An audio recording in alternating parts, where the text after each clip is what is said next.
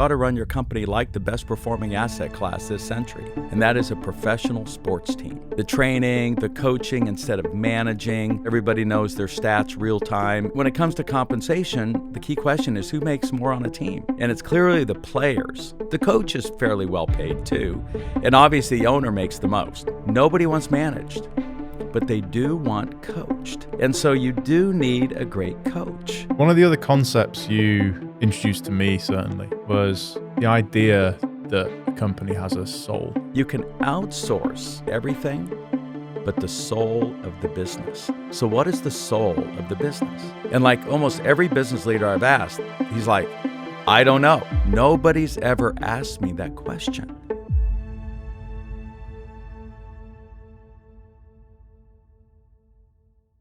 Verne, welcome to the show. David, good to be on with you. So for many of our listeners, they'll have probably come across you or your work at some point. But for those who are new to you, new to scaling up, how is it you describe what you do and the impact you aim to have on the companies that you work with? You know, it was a line of my mentor 40 years ago said, it's okay to be independent, but no reason to be alone. And so we help entrepreneurs all over the world remain independent, but never alone. So founded EO, the Entrepreneurs Organization, which is worldwide today, and then have a company, global company, kind of the bane of the mid-market, 300 coaching partners on 6 continents, just helping companies 13 to 30x their valuation in terms of scaling up. Wow. And when you onboard a new executive, a new founder, what is it you're looking for in them that tells you this is someone who's ready to make that leap? Yeah. You know, for us, we have an interesting question. I probably shouldn't give it away. But I generally ask, hey, what are you reading right now? And if they're like, hey, nothing, it doesn't mean they're not going to be successful. But they're probably not for us as a client. Leaders are readers, leaders are learners. As you know, Warren Buffett, 500 pages every morning. That was the thing the late Charlie Munger said was a key to Warren Buffett's success. Mark Cuban, who I've known since his early days, ran a little IT company in Dallas.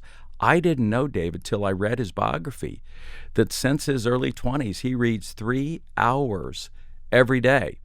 You know, Bill Gates' Think Week, which I covered in my second book, The Greatest Business Decisions, his record, 112 books, manuscripts, PhD thesis, white papers, he'd absorb over a 7-day period just to really get that 1 or 2 breakthrough ideas. So, you know, if you're not a learner, and that's what Satya Nadella did at Microsoft, let's go from a know-it-all culture to a learn-it-all culture.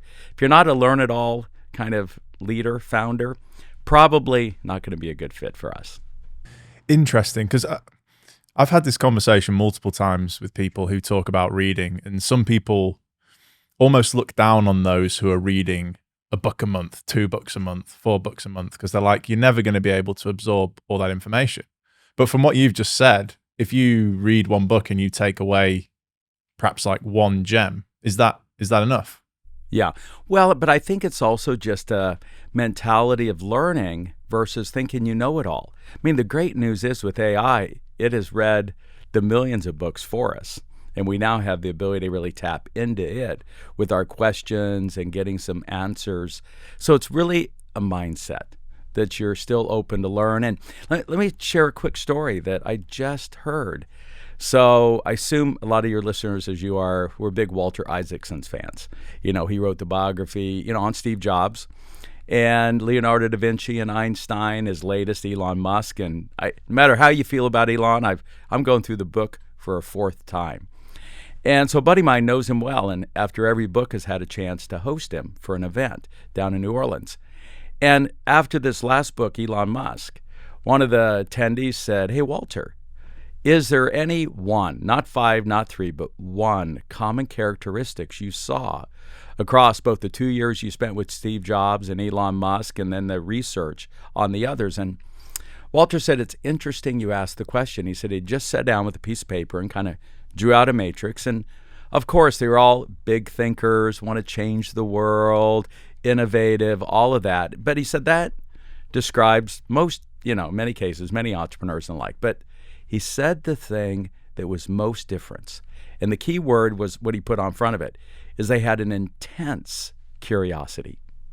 They wanted to know how everything worked and why it worked and why do we have to follow that rule and why is that truth. And it's this intense curiosity that I think is most critical, particularly right now with everything changing. So if you have that, now we've got AI to help us satisfy that intense curiosity.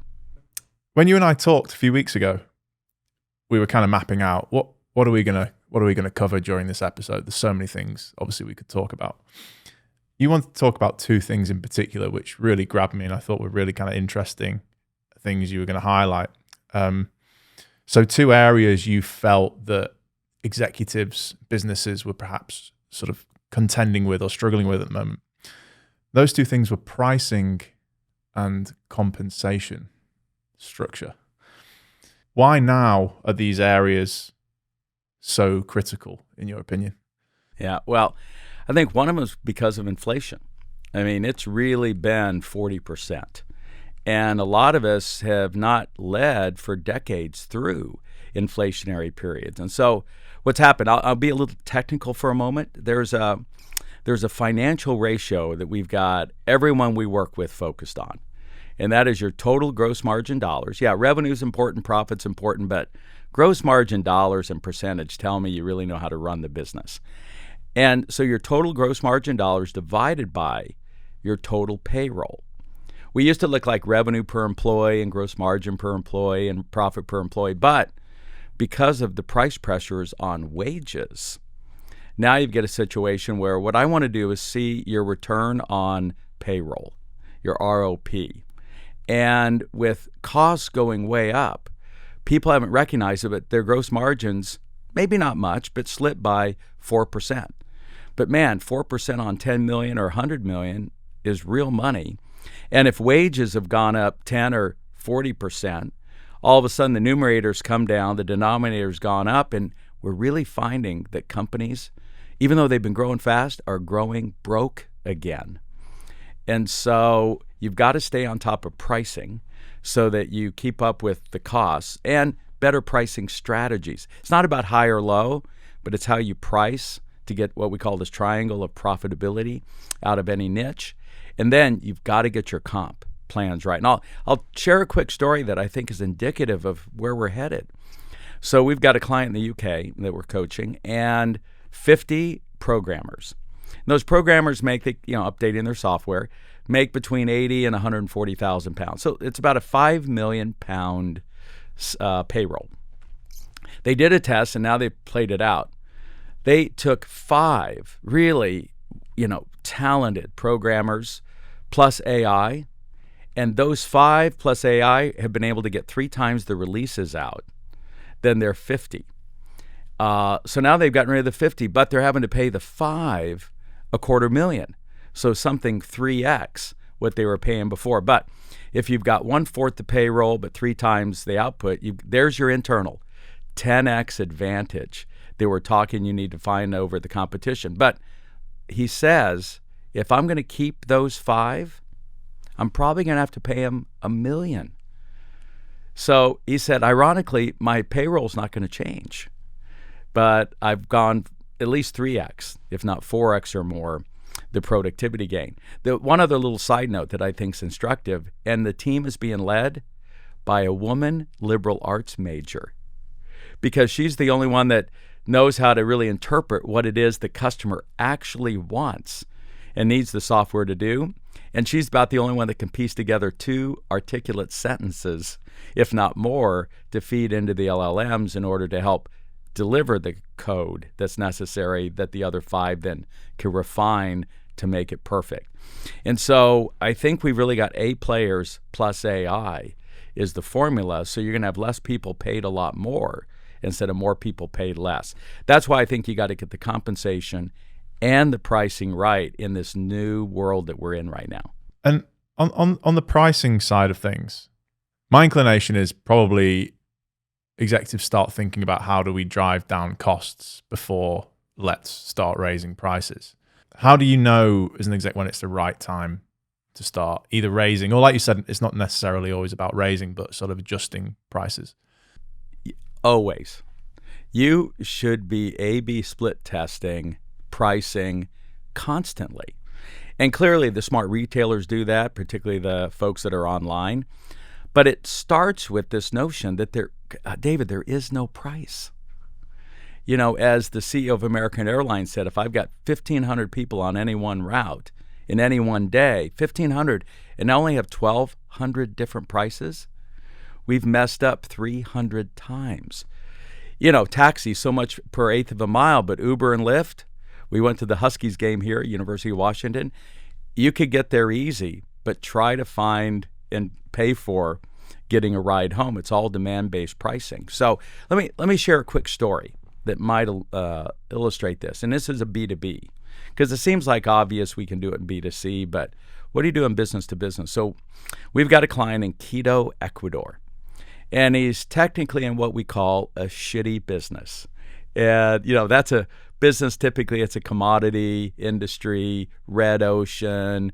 You're fighting to the bottom, you know, in terms of pricing just to be competitive. And the key is how to have pricing power.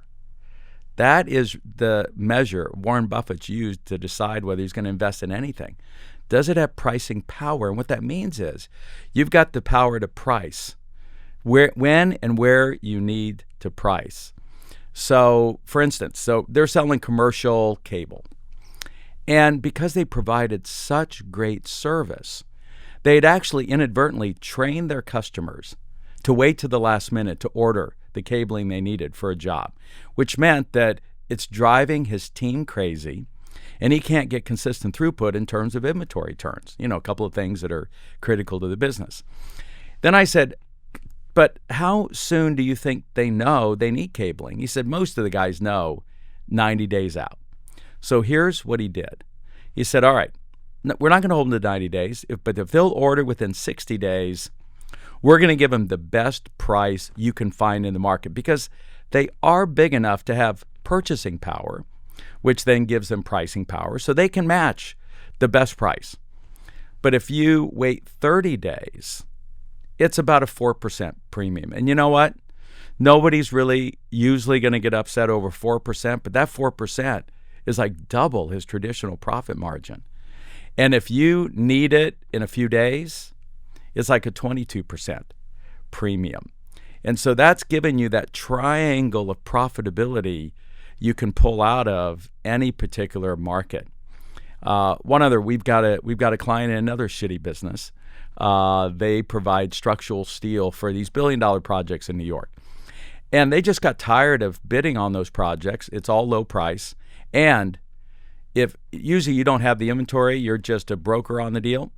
If you're late, the penalties on these buildings can be $1 million or $2 million a day. So you can win an $80 million contract and lose money. It's just like no fun. So our client, they're outside of New York in the Philly area. You get it. Their tagline is "When you needed it yesterday," and so they just monitor all the projects. And if anyone's in trouble, they come to the rescue. So we've got a client down in Australia, Auckland, New Zealand. She happened to be leading one of these billion-dollar projects in New York. And she said, Verne, you're right. We went with the low bid. It's not bad steel. It's just low bid. They don't have it available immediately, and they called us. We're going to be 15 days late. The penalties, David, were $2 million a day. It's going to be a $30 million penalty. So who did they call? Our client. They got him the steel over the weekend. And what do you think they can charge? Probably 29 million. Yeah. Well, you know, they don't do that to the market, but man, the extra they're able to get gives them software-like margins in a tough business. And so it's about pricing strategy as much as it is high or low in the marketplace. When the listeners are thinking about earning that pricing power, what questions should they be sort of asking their team, asking themselves, and how do you go about building that? Yeah. So the thing that gives you pricing power is innovation. But it's just not innovation for innovation's sake. It's making that innovation focused on the constraint. First of all, the constraint in the industry. What's holding back anybody from making money? And that was the brilliance of IKEA. IKEA realized nobody could make money retailing furniture because you're storing and shipping air. So they perfected and have stayed innovative in the flat pack segment of the furniture retailing industry. What's given SpaceX pricing power, and back to your original thought, we do have to focus on cost.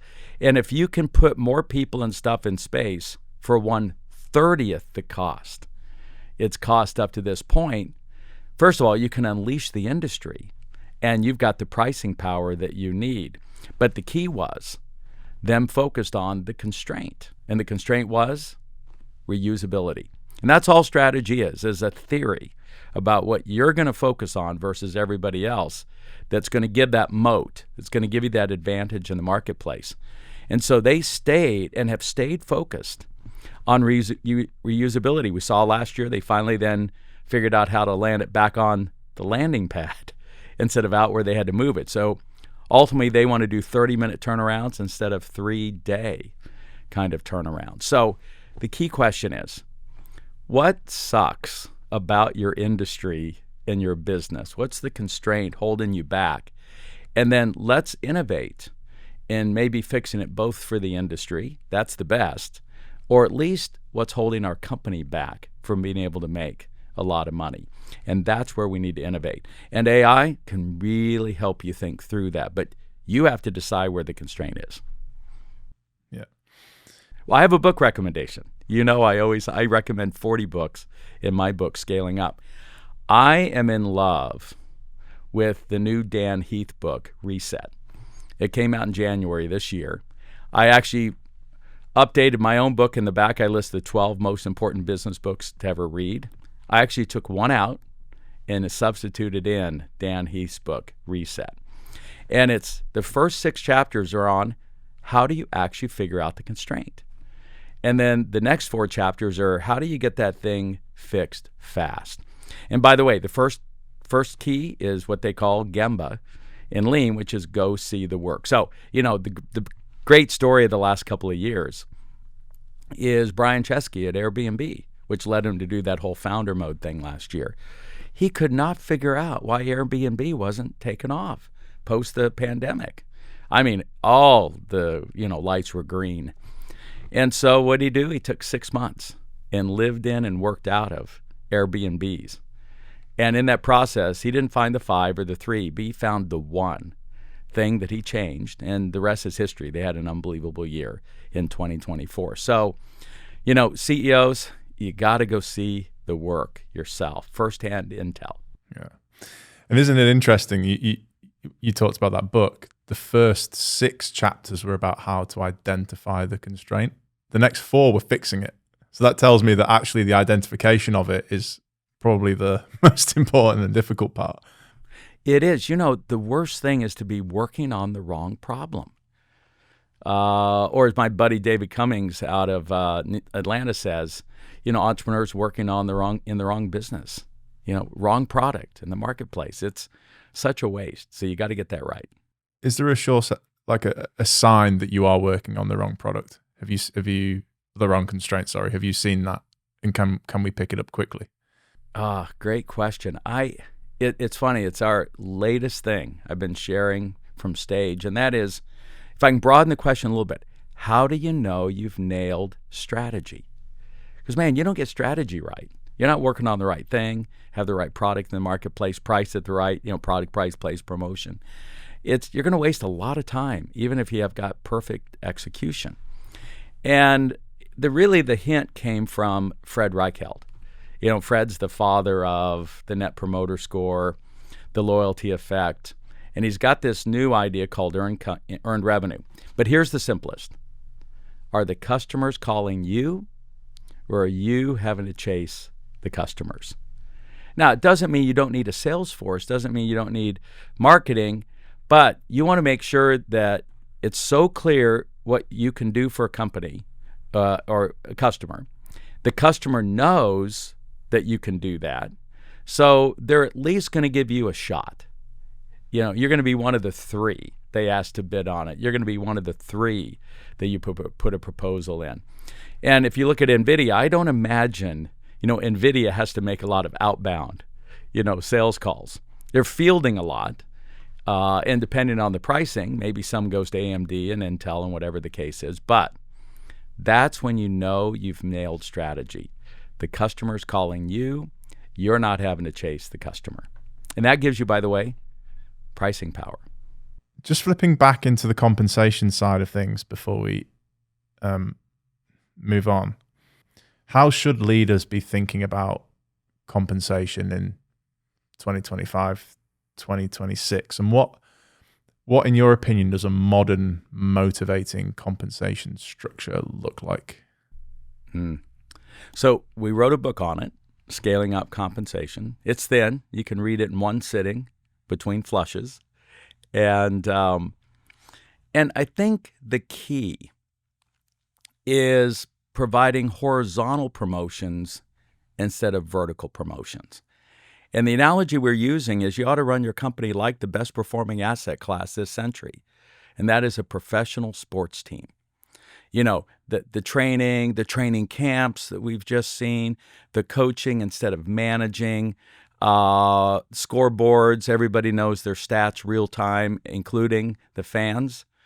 But when it comes to compensation, the key question is who makes more on a team? And it's clearly the players, not the equipment manager and all the other managers. The coach is fairly well paid too. And obviously the owner makes the most. So yeah, you want to be the owner.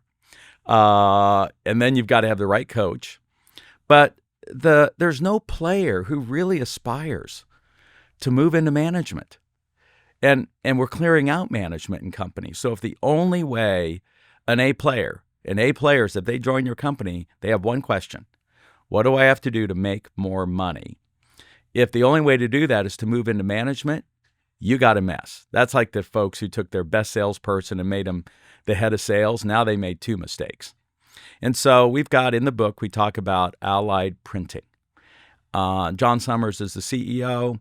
Again, they're in a shitty business, commercial printing, though they're unbelievably spectacular at it. They've set it up to where you start as a customer service rep at market, and you can make up to 2 and a few 3 times what an average wage would be as a customer service rep in the commercial printing space. You start as a print lead, the person out in the factory printing up the jobs. You start in at market, but you got a chance to make up to twice. And so the key, I think, is to have a path where people can make twice what they're making now in real inflationary times than you could on average in that position. Less people paid more than more people paid less. And how are they able to do that? And I want to come back to that kind of magic ratio. And it has to do with how many gross margin dollars does that person handle or generate? So they've got a client that's massive, multi-millions. The gross margins on that are millions. They only need one customer service rep. And in fact, what's great service? Only one neck to wring. And so that customer that everybody in the market wants, by the way, wants one rep. You want the best rep, and they want that rep to be there forever. And so I want to put my best person on it. And even if she's making 2 to 3 times industry average, her gross margin dollar per dollar of her payroll is actually less than most other jobs. Same with the print lead. And so it's this idea that on a sports team, the left tackle, the one who starts, makes a lot more than second string or the person, warming the bench. And so that kind of delta within a position within your company is critical. Let me say it another way. There is no price, David, and there is no specific comp for that position. It really has to be based on performance. In terms of the ratio, we talked about the compensation of the individual versus the sort of revenue they're bringing in. Is there a ratio that you should be not dropping below or aiming for? You can look at the numbers by industry, and I know one thing: you need to be in better shape this year than you were last year. And with inflation, we're seeing folks, those productivity payroll ratios, return on payroll, dropping in half. But I'll give you an example. Generally, we like to see that a salesperson is generating 9 gross margin dollars for every dollar of comp. Those are the kind of things that you begin to discover. And now, if you can generate a lot more gross margin dollars, hey, at Allied Printing, you can start in, he doesn't mind me sharing these numbers, you can start in at $60,000 as a salesperson and make up to $600,000 selling commercial printing, 10x.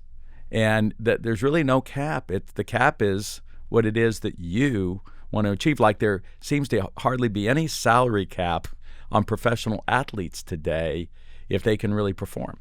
Interesting. How do you, in that example of the salesperson who can go from earning 60K to 600K, you mentioned before we don't want to see top salespeople sort of taking on management roles. How do you 10x someone's sort of productivity to the point where they can earn that type of money without sort of giving them all these extra responsibilities that maybe come with that? Yeah. Well, that's where what Gary Hamel, who's really studying this space, the great strategist, and Jim Clifton at CEO of Gallup said, nobody wants managed, but they do want coached. And so you do need a great coach. And that's the same with a professional sports team. How do you become a better quarterback? You get a quarterback coach. And if you get the best quarterback coach, you get the best swing coach. In golf, you get the best head coach. In tennis, when you're out there under pressure, that's going to drive performance. And you see in any sport, 10, if not 100, if not 1,000x. What Scotty Scheffler's got like twice the FedEx points almost than anybody. Rory does number 2. Yet, I think part of it's because of the great coaches he has and the discipline, which you need, in order to have that kind of performance. So, I think that's how it happens. And for John, one of the things that we're encouraging is if you need to hire people, to find a unique fishing hole in order to get that talent. So John stumbled across this, and it's been golden. All his salespeople are ex-professional athletes, not college, professional. Golfers, tennis players, maybe a few NFL, but the other sports. And when are they done? 27, 28, 30. They've started a family. They probably are making a few $100,000 as a professional athlete. Even NFL, it's only, I think now the cap's 800,000 or something. And what do they already exhibit? First, the four things we recommend you hire based on. Number 1, will. The will to learn, the will coachable, the will to pick yourself up after failure. You've made it as a professional athlete. You've got the will to get up early, to be coached, to continue to learn, improve your skills. Number 2, you can play by the rules. There's a playbook, and that's the most important thing, for instance, with salespeople. You don't want 30 different ways of selling. You want to have a sales playbook, as Jack Daly recommends.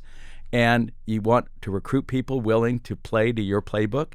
That's what you check. That's what you do during training camp, is figure out, will this athlete fit into our playbook, and will they follow it? Number 3, can they get results? At the end of the day, can they catch the ball? And number 4 is skill, and that's constantly changing. And if you've got the will in order to continue to update your skill, then you probably have the right person. So he has, and by the way, who loves to be called on by an ex-professional athlete? Everybody. And so it's an automatic door opener. And what Jim Clifton found is one of the top 3 things that you need to have an engaged workforce is that they're best friends.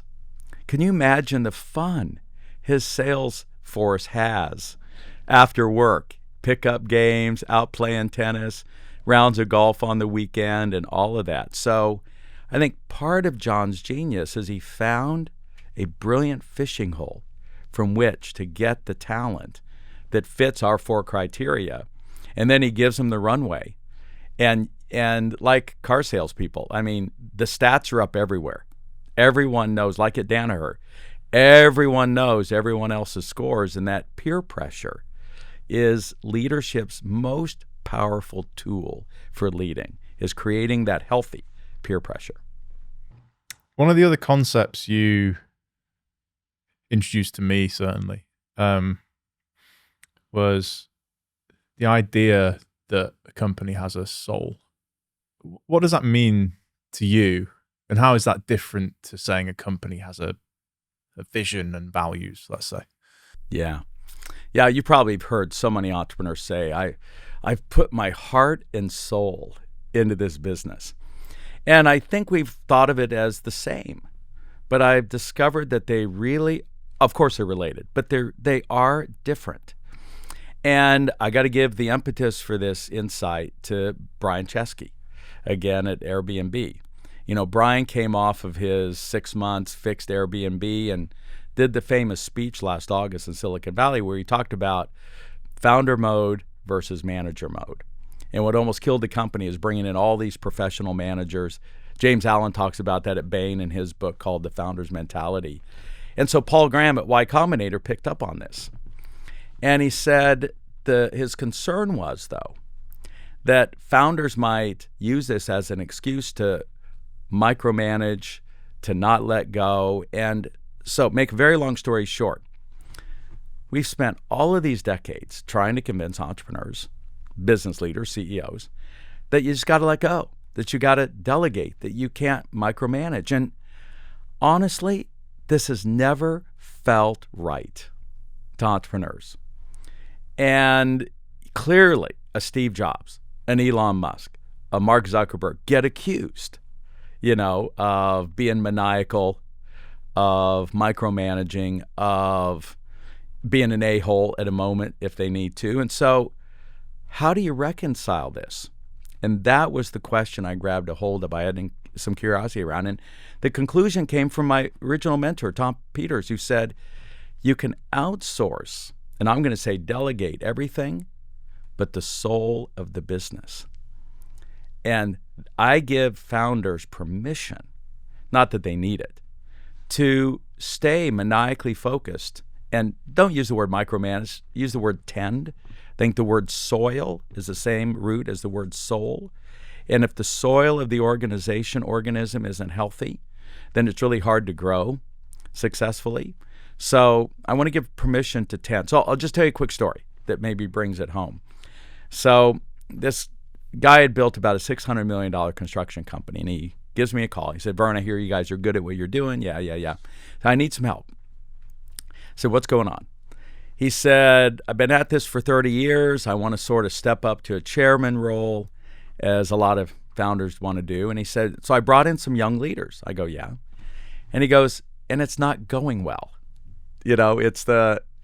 And so he literally was the first guy. I was on I-70 coming from our CEO boot camp in Vail, and I asked him the question, so what is the soul of the business?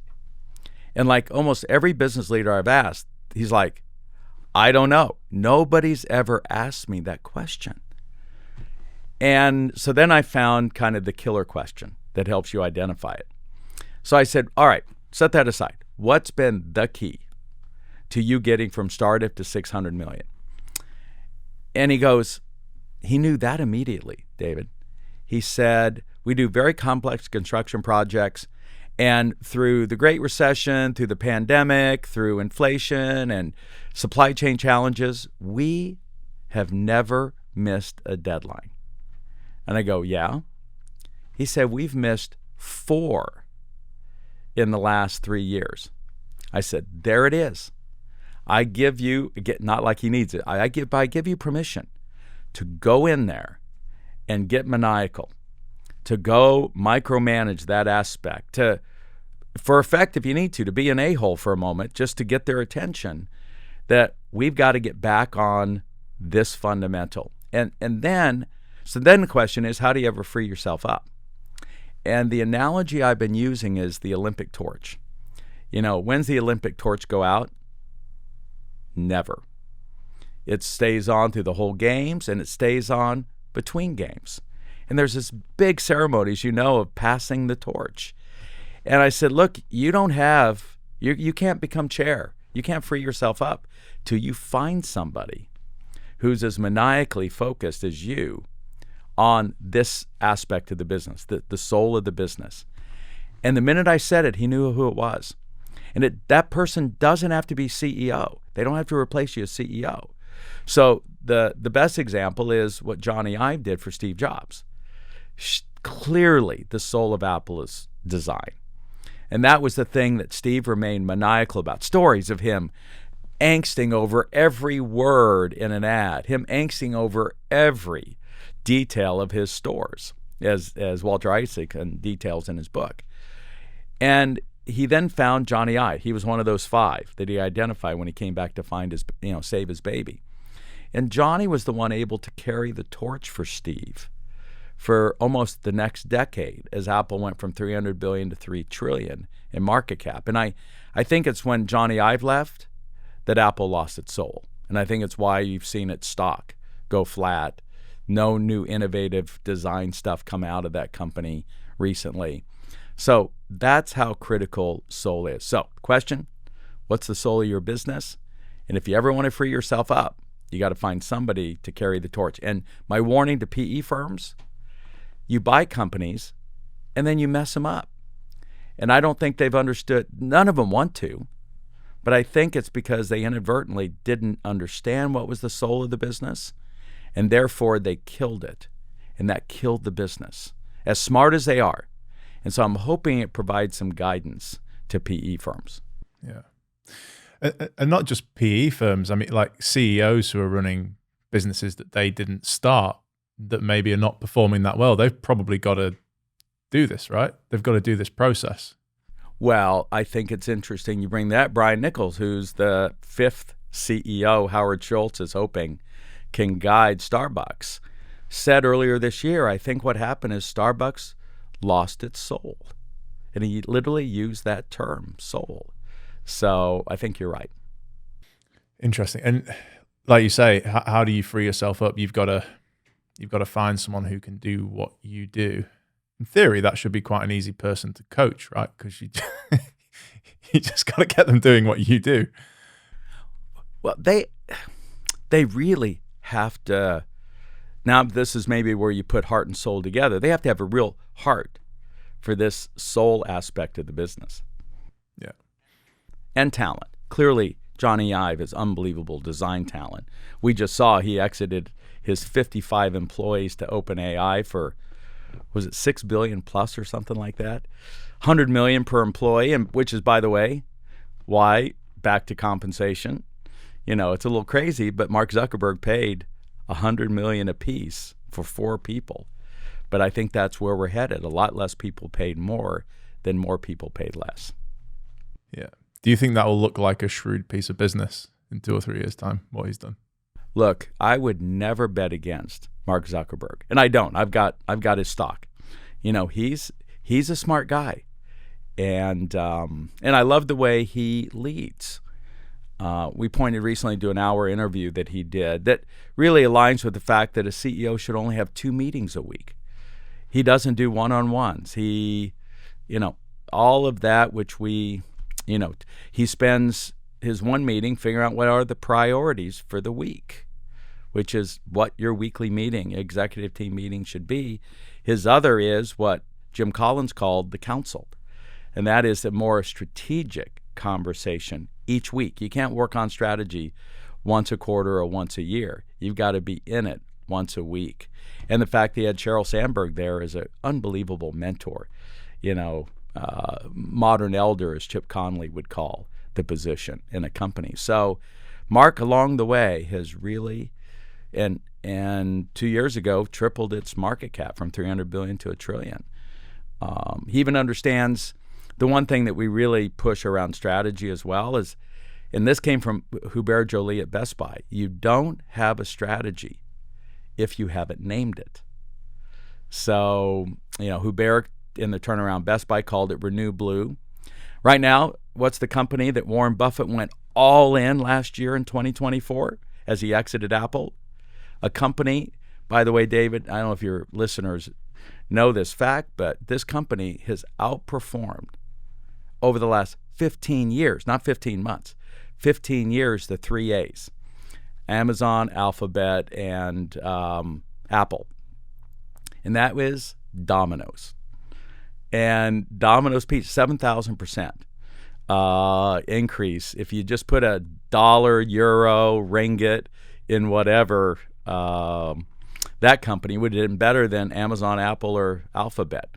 And what I love is their CEO, Russell, has a theme. It's called Hungry for More.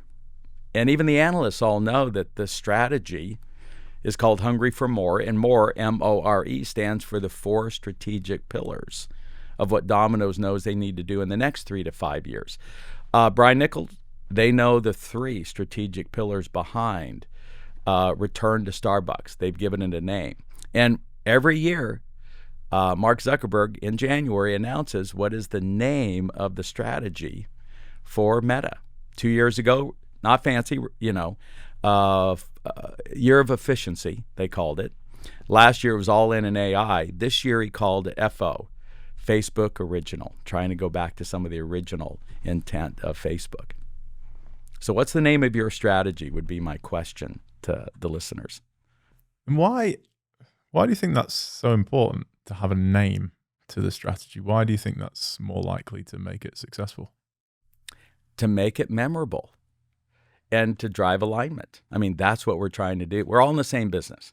How do we get a group of people, AI players plus AI agents now, to serve other humans and row in the same direction?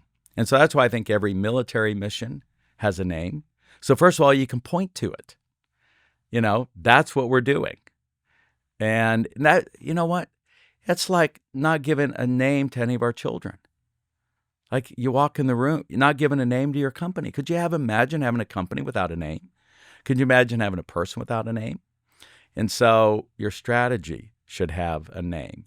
And then, of course, it helps you. In this case, MORE stands for the 4 strategic pillars. So it's a nice way to have they just pulled together, was it 14 or 16,000 people into the Sphere in Vegas a couple of months ago at Starbucks just to renew our focus on return to Starbucks and what are the 3 things that we're doing to make that happen. So I think that's why to name. I feel like it's probably quite a fundamental thing about human nature, isn't it? We're all trying to understand complexity in the world, and that's why stories are so important. And being able to name something and, like you say, be able to point to it, touch it. Yeah. It's one of the reasons why, it's a little technical thing, but it's why I have a hard time with abstracts. And even with AI. AI can summarize a book, an idea, a thought. But that's not how we've learned for 100,000 years and how we've retained insight. It's only been through storytelling. And maybe, wouldn't that be an interesting prompt? I've never thought of this till this broadcast. Once AI gives me the answer, then ask it to write me a story. That it's like why Pat Lencioni's books are so great. They're all parables. And he's one of the, best authors in the world, in our business world. So it's stripping out the stories that I think hurts the communication of the ideas. When you sit down with a new client, from what I understand, one of the first questions you ask them, and obviously correct me if I'm wrong here, is what's the job to be done? Why is that the place you'd start?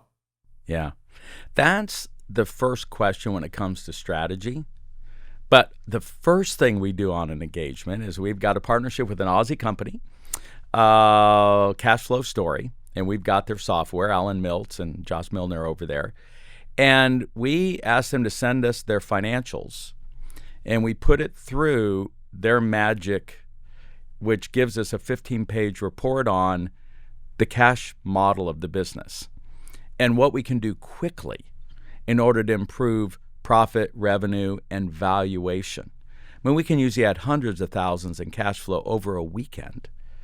Now you make everything else easy to implement. So look, you can get by with decent people, decent strategy, and decent execution, but not a day without cash. So we focus on cash first, which I think's unique among all the competitors. But when then it does come to strategy, that's the late Clay Christensen at Harvard's question he popularized, job to be done. And so maybe the best way to describe it, it comes back to getting strategy right. We have a client in India that has MBA schools. And I always ask CEOs, so tell me what business you're in. And most people tell you the product they provide or the service. Our job, by the way, to be done is to 13 to 30x your valuation. Even though we can say we're in the coaching and education business, which tells you nothing. And so our CEO of this chain of MBA schools is very clear. Our job to be done is not to get you an MBA. Everybody can get you an MBA. Our job is to make sure that every MBA student gets the right first job that propels their career. That is a different and better job to be done. And only then do you know how to innovate. So if you're not clear on the job to be done, then you don't know how to innovate. And if you're not clear the job to be done, nobody knows why they should call you. So I'll give you one last example on the big side. 30 years ago, I got to work with the Post-it note division at 3M. I got to know Art Fry, who invented the Post-it note. And 3M provides today 65,000 different products in the marketplace. So the question is, are there 65,000 jobs to be done? And so why should I ever call 3M? Now, all you have to do, you can't do it on your phone. I don't know why. It doesn't show up. Go out to your laptop or desktop and put in 3m.com. And what's going to pop up is their logo, and next to it, the word science and a word period after it. They have a phrase underneath that turns it into a purpose statement, but that's the job to be done. If you have a challenge, major company in the world, and you think science can solve it, we're probably one of the three places you're going to call. You may call a research institution, you may call a local university, but you're probably going to call 3M. And 3M then has one thing to do, and that's to make sure they're a place that has the best scientists in the world, that they're a company that the best scientists in the world call to say, I'd like to work there. And then all they have to do is keep the best scientists happy, which, by the way, is not to promote them into management, but to give them better labs, give them better equipment, give them bigger, tougher problems to solve. And so that's how you can take a company that looks so complex in its offerings and still boil it down to a single job to be done, which is what I learned 25 years ago when we benchmarked our work with GE, at the time the hot, successful company in every industry, but they only had one job to be done. And it was that clarity of Jack Welch that I think really helped drive valuation, plus obviously having his ability to financially manipulate through his finance side. But that's a whole nother story. What's the difference between the answer to this question and a mission statement? Well, yeah, a lot of people have vision, mission, values. And I think just because it rhymes, generally the term mission, if we go to its military roots, is something very short term. It's like, let's take that hill, which is much different than something that's going to last for decades in terms of job to be done. So, you know what, you bring up a good point. Let me tell you the thing that just drives me crazy in our industry. And I don't believe we deserve the term industry because we can't agree on a common set of terms. Could you imagine if every doctor chose to call the femur something different just to be different?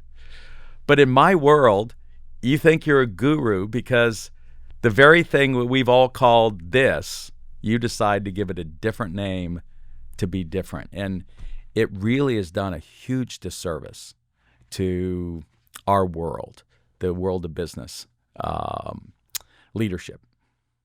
Something else you... Well, hey, by the way, you know what I think that means? It means, I think it's, my colleague Xiu Gong has this phrase, words cast spells. And it's not fair, but the words that we use and it is our gift of 100,000 years. We've only had the written word 5,000 years. So I think we're much more evolved to speak and hear than to write and read. That's why I think texting in whatever those ways of running a company is crazy. Our daily huddle, 7 minutes, you can get more done than 7 days of texting each other kind of thing.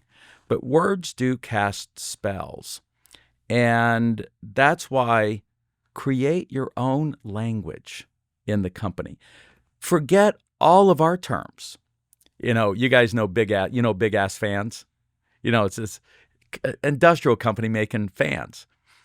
They had some dumb name, VTCH Technology or something like that. And a lot of your listeners, including me, had dumb names for our companies. I called my company Gazelles. I thought it was clever.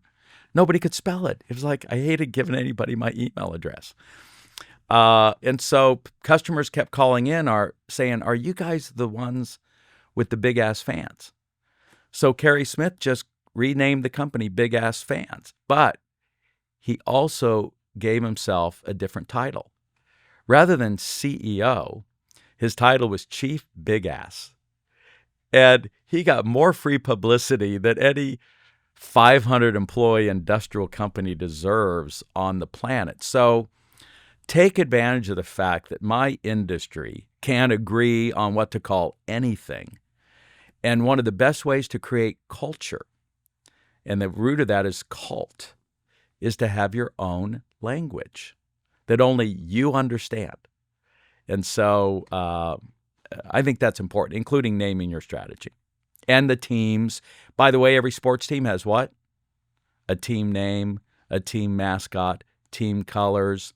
Our client, UWM, we got them at 200 employees, so they have 9,000. Number one wholesale mortgage company in the United States, bigger than the next 20 competitors combined. Every employee in that company's on a team. The team has colors. The team has a name. They run it, by the way, like a professional sports team because the founder, Matt, is a big, not only basketball fan, but he owns one of the NBA Now basketball teams because of the valuation he's created. Very cool story. And is it the idea of culture, and like you said, having your own language? Had a guest episode we recorded last week. He also talked about the idea of rituals versus processes as well when it comes to building culture. And again, I think that's so important. Is what are the things that you do on a daily basis, but that you do in your way and with your own character, and that's another huge culture builder. It is, yeah, and that is, by the way, what culture is. Core values are not culture. I always thought they were until Scott Fuqua, the co-founder of Atlassian, straightened me up on that about a year ago. He said the core values are more like the rules. And if you're going to play soccer, I don't care what the culture of your team is or the culture of your country. Everyone has to play by the same rules. So the core values are really the rules. The culture is the how you go about playing the game. You've got a different set of plays, different, it's FC Barcelona. The ticky-tacky approach was revolutionary. They even cut the grass different so that ball would move quicker. They had different players. They played the whole game different, which is why they were the best performing team in history in that sport for all those years. So yeah, that's culture, different than core values. And let's talk about scaling and the execution of scaling. Because we've talked a lot about strategy. What are some of the core systems that you think every scaling business needs to have in place? Yeah, it's relentless repeatability. It's I can deliver that pizza in 30 minutes or less. That's all Domino's had to do that made $4 billion into Tom Monahan's pocket. Not that money matters, but he actually ended up giving it all away to charity. But it's create relentless repeatability in delivering on the brand's promise, because that's what brand is. And by the way, if you have brand, it gives you pricing power. So we come around full circle. So now the key is, how do you have relentless repeatability? And that is SOPs. That's why franchising is so, it's a checklist. And, I know you travel a lot. I travel 250,000 miles a year. David, I am so thankful that those maintenance people of those aircraft who maybe had a fight with their spouse the night before or tied one on over the weekend or Labor Day, but you know what? They do every item on the checklist. I hope and pray. And that's why there's such an unbelievable safety record in that industry that doesn't exist in the medical industry. The third leading cause in the death in the United States, medical error. And that's why the Dr. Atul Gawande wrote that famous book, Checklist Manifesto. And the subtitle is Get Things Right. So if you ever get lost in our framework, it's right people doing the right things right. Right people's people, the right thing is strategy. Things right then is execution. And that's why I wrote a whole book on checklists. And the first industry to get checklists, the airline industry, for that reason. Because we want consistent repeatability. I want that plane to always take off and land every time. And so that's what we're achieving with execution. But have you seen any SOPs that are done particularly well in terms of making them engaging for the staff? Because it's all well and good having SOPs. How do you get people to follow them, and not just follow them, but actually enjoy following them? Yeah, you know what is the best way is when you get the customer to automatically follow them. That one of the challenges is we've got too many people touching things. It's like the handoffs in the Olympic 4x100 relay. Here, the U.S. men's team comes in first in the last Olympics, and then on replay, one of the guys literally touched the line with his toe and got us disqualified. It's the handoffs where there's a mess. And so you can have literally the highest customer satisfaction is when you let the customer self-serve. And so I'd rather go to an ATM than go into a bank where they've got most perfect SOPs in how to serve and make eye contact with me and keep the line running fast and make sure that they know I'm the right person to give the cash to. If you can build all those SOPs into the technology. So for me, you know what I think's a miracle? That I can book a complex trip on multiple airlines a year in advance and not mess it up. Because the system is so designed that if you don't get something right in the right box, it doesn't let you go to the next screen. And the complexity behind that, I don't think people have an appreciation for. All the airlines and their schedules and all that coordination. And I can even price it and pay for it and be done and check myself in and get my own seat number and have a digital copy of mine. And now our IDs are digital, and I can walk up there and a fast line, and they look at my face and I go through the line. And it's really cool that technology is now the one running the SOPs for us. And that's where we're going with robotics and AI. You've set yourself a bold goal, I believe, for the next few years. I mean, very generously, you're giving away, I think, 1 million audio copies of the book. That is actually why I'm in the studio right after this, laying down the hour worth of audio we can put into 11 labs so that we can generate not just the English version, but multiple language versions of Start to Scale that we're going to give away. What's the mission? What's the big goal? Why are you doing that? Yeah. Well, first of all this stuff that we've done has been very missional. And it's because my dad had a very successful company, David, and then he lost it all in the 73 recession. And we went from really wealthy to dirt poor. And there weren't all of the safety nets back then in the 70s that we have today. And it destroyed him. He became an alcoholic. He never recovered. My mom left him. It was a mess. And he ended up dying alone. And I'm like, I never want another entrepreneur to go through that, or their family. And so EO's nonprofit. I've built more nonprofits than I have for-profits. So serving this market is really important to me from a purpose standpoint. But from a marketing standpoint, it's like, hey, I know that if you listen to our stuff, people really now like to listen as much as they like to read. If they listen to it and like it, then they tend to buy the book, which is useful. And then maybe a part of them decides, hey, we're going to hire Verne's company and one of his 300 coaches to help us achieve what we've done for about 102,000 companies now over the last 43 years. So it's a marketing strategy as well.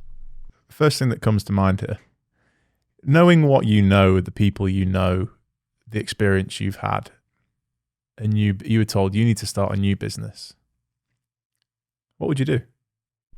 Well, clearly it would be AI, and we're all trying to get in our own AI versions of whatever it is that we do, or we're going to get disintermediated by our competition who does. So, like almost every one of us is having to get into a new business right now.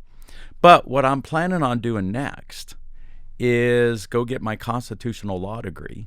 There are some changes I'd like to make in the United States. And I see the clearest path is through the Supreme Court. If you want to be president, you need 60 million votes. If you want to get anything through Congress, you need almost 300 votes. But I only need 5 votes from the Supreme Court to make some of the changes that I think are going to be critical, even with AI coming on in the United States. So that's what I want to work on next for fun. Interesting. I wasn't expecting that. I know it's weird. You know what? And part of it's this thing. We hosted a good friend of mine, Sandra Joseph. She holds the record for having the longest running lead in the history of Broadway. She played Christine in Phantom of the Opera. She ended up marrying her Phantom, Ron Boehmer, who's a very famous, actor on Broadway. And I didn't realize, I'd forgotten until we hosted her a few months ago, that Phantom of the Opera is the most successful work, $6 billion to date. There's no other movie or book or anything creative that's generated singularly that kind of performance. And her question to herself was, why is that? And it has to do with the fact that this guy's wearing a mask, and that we're all wearing a mask. And that what's beautiful about the movie is he finally is able to take it off and realize that the love of his life still loves him.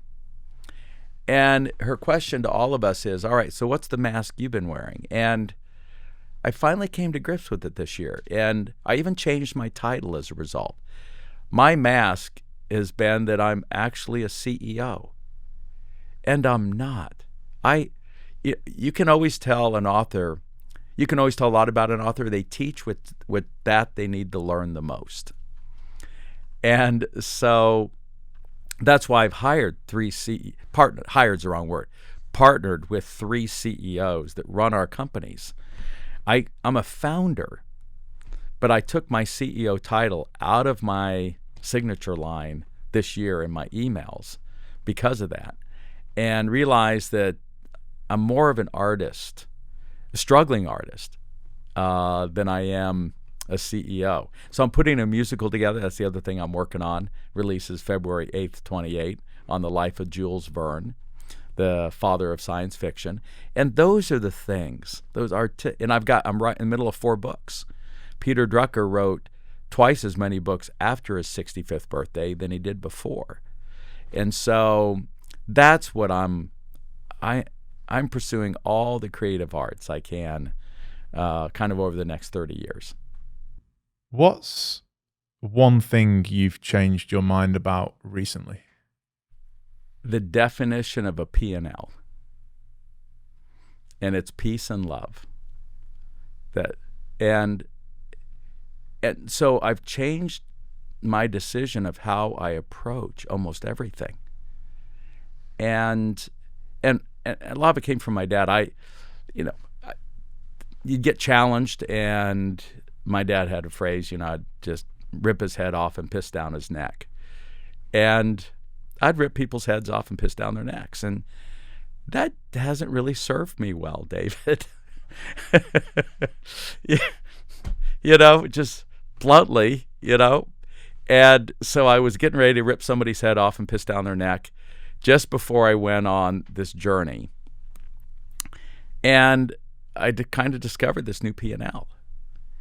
And I said, why don't I try a different approach? And I swear the universe has been throwing a lot of this at me just to see, are you just a bunch of words, or are you really going to change your approach? And it's a struggle, but the peace and love approach really, and so I've literally changed my mind a half a dozen times, including this morning, to take more of this approach than the other. So that's the big change. Hope it sticks. I'm sure the people around you do too. Thank you. And finally, what's one thing you've not changed your mind about that's a core belief that you would like to share with others to help them lead better lives? Oh my gosh, that's a whole nother 2 hours. But I'm going to answer a little bit different. We're not supposed to have regrets, but everyone says, hey, what would you say to your younger self? I've thought of the other opposite. What should the younger self tell me? And that's clear. To be bolder. David, I was bolder in my 20s than I am now. You start playing not to lose, instead of playing to win. Because back then, man, you had nothing to lose. No family, no real, assets. Man, you're just swinging for the fences. And I did. When I decided to launch Ace YEO, I put together a list. Regis McKenna was my mentor, as he was Steve Jobs. And he said, hey, put down the 25 influencers. He said, the bigger the names, the faster you will scale. So I literally wrote down President Ronald Reagan. Like, I'm going to get the President of the United States to be the first ever utter the word entrepreneur, which I did, and got invited to the White House and all this. And then I wrote down Steve Jobs and Michael Dell and Inc. magazine and Venture magazine, rest his soul, Arthur Lipper. His memorial was just a couple Fridays ago at 95. And darn if not 36 months later, I had all of those people on board, including the president agreeing to fly in to give the welcome to this big event I'm hosting for Steve Jobs after being fired from Apple, his first public speech, with Michael Dell sitting there and Inc. and Venture magazine in the audience and the other 20 on my list. And it's like, wow, I was bolder then. So the big advice is, man, just add a few zeros to your thinking always. I think 10x is for wimps. It's why we're like 30x or 100x. And I'm glad that the safety record of airline industry improved 100x from just the first decade of this century to the second decade of this century. None of this 10x, none of this 30x. Let's do an Elon Musk, man, and shoot not for the moon, but for Mars in everything we do. Well said. Verne, thank you so much for today. It's been an absolute pleasure. I will certainly be listening back to this episode multiple times to pick up all those gems you've shared with us. Thank you. Thank you, David. Appreciate it. And I appreciate all you do to support the CEOs. It's a tough job. And just stay off the kiss cams. Always. Thank you so much.